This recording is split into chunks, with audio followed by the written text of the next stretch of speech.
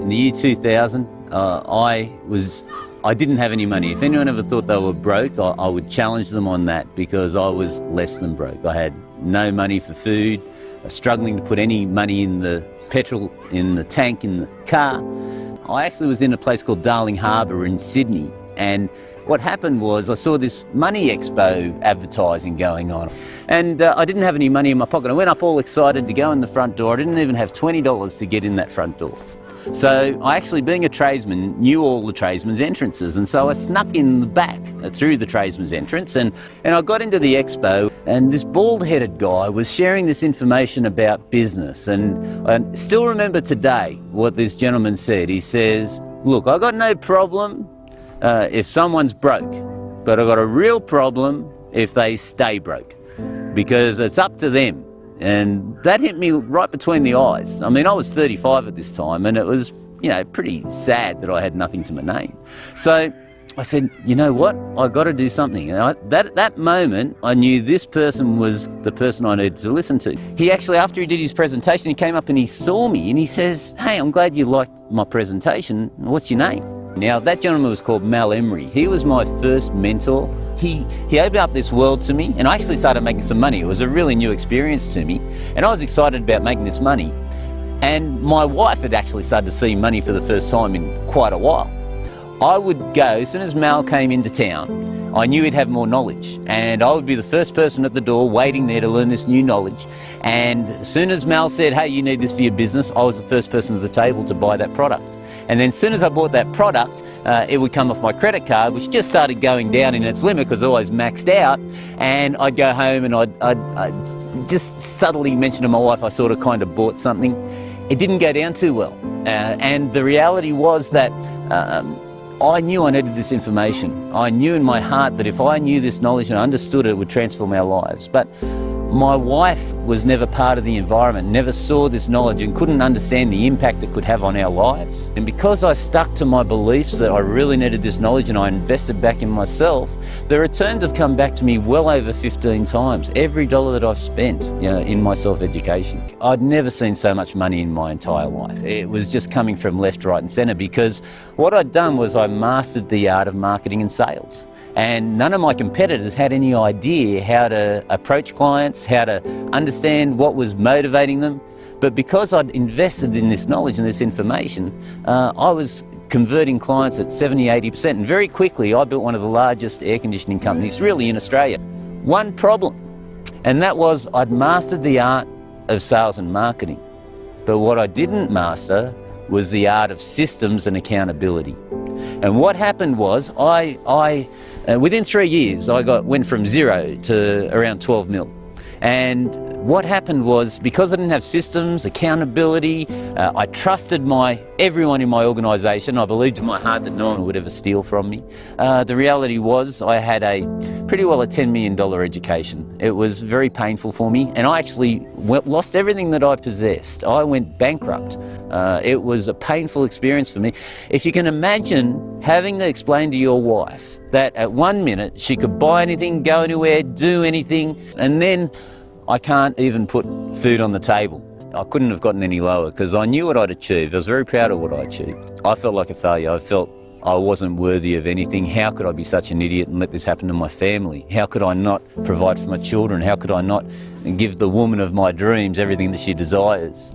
And I felt compelled to go and see Mal because he was the one that actually helped me get this success in the first place, because he opened up this whole new world to me. I hopped on a plane and went to Perth, and I told Mal what had happened. I said, "Look, this will be the last time you see me, Mal, because I know I've been in your platinum group for a long time and I've achieved a lot, but I've had to declare bankruptcy out of my own stupidity. And I felt I had to thank you personally for all the help you've given me over the years and how you helped me grow it up. But I'm actually going to go to Byron Bay, get really drunk and look at naked women." He looked at me. He said, "Ian, if that's the case, this will be the last conversation we have, and I wish you well. Thanks for coming. But here's the reality. You just had a $10 million education, you idiot. Wake up to yourself. And if you're willing to give it another go, you've still got all the knowledge in your head. So stop feeling sorry for yourself dust yourself off and do it again. Now, if anyone knew Mal, they would understand how that conversation went. He's a gruff old bugger. But the reality is it's just exactly what I needed, because what I did was then rebuild another company within a year, doing $8 million that I then sold. So, you know, that was pretty good, because once you get this knowledge in your head, you don't leave it, it's there forever. And the benefit is I now have X-ray vision.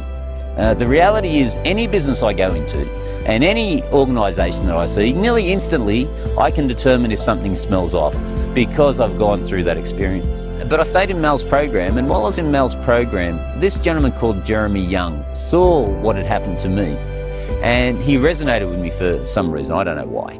But he'd seen the progress that I'd had and the success that I'd achieved in my air conditioning companies. And he came up to me and said, Ian, I've seen what you've done. I've got a business and I'm in trouble.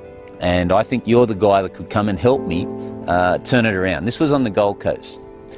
And I was flattered. I said, well, gee, thanks, Jeremy. But honestly, just not that I don't want to help you, but I've just never done this for anyone else. Please, let me take you over to Mel and let's have a chat. He goes, no, it's all right. And he went away again. But 5 minutes later, this same guy, he's a real man's man. He's a true blue Aussie. Tyler came to me and he's got tears in his eyes. And he says, Ian, if you don't come and have a look at my business, I know you're the person that can save me from this situation. Not only will I lose my business, I'll lose my house and I'll lose my wife. Please, just one day, that's all I ask. I'll pay you whatever I have. I don't have much money, but I'll pay you whatever I have. Could you please come? Well, how do you say no to that? So I did go over there and I did have a look at his business, and I thought I'd done some dumb things in my first company, but I felt a lot better after I saw how he was running his organisation. I really was in shock. So I gave him some sales advice and I told him to hurry up and fix his team up, and gave him a 10-point action plan to put in place. And when I handed it to him, I thought I'd never hear from him again. I wished him all the best. About 3 months later, Jeremy rings me out of the blue. He says, Ian, I can't thank you enough. I go, what? What are you talking about? He says, Ian, money's coming in left, right and centre. I've managed to pay back my debt. My wife thinks I'm a hero. I just can't thank you for your help, Ian. Anything you want, I just name it. At that moment, I lost all interest in the air conditioning industry and knew that my mission was to go and help business owners improve their company. And that's how I then went into consulting. I went home that afternoon and said, honey, we're not doing air conditioning anymore. I'm going to become a full-time business consultant. So now, over the last 7 years, I've spent my life helping business owners transform their organisations and their lives, which really makes it worthwhile for me. And, you know, it just amazes me the impact that the right knowledge at the right time can have on an individual. Working with Ian is exceptionally good. He's very supportive. He's supported me in my journey as being an advisor. First time I got the email from Ian, it was to actually have a system to earn 6 or 7 figures and have a life. I thought, wow, that sounds really good, and it's something that I can do. There's a cost to even doing Ian's course.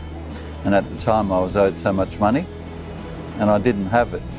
But I signed up anyway and figured one way or another I'll get it.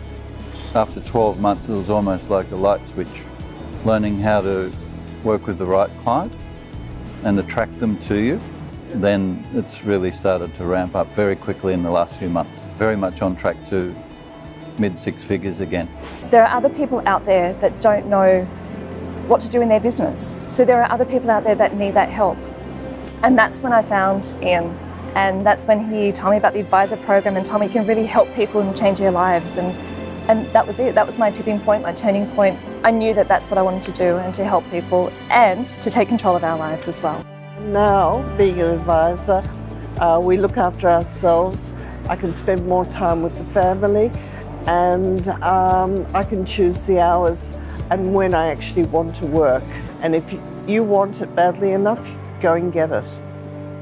There's nothing worse than going flat out 100 mile an hour the wrong way. And with Streetsmart, if you just go the direction that they say, concentrate on what they're doing, put everything else to one side and listen to them, it's going to work, guys. So We recommend it 100%. When you help an actual business, it changes not only their business, it changes their entire lives and the community and their family, and that's why I did it. That's why it's inspiring for me.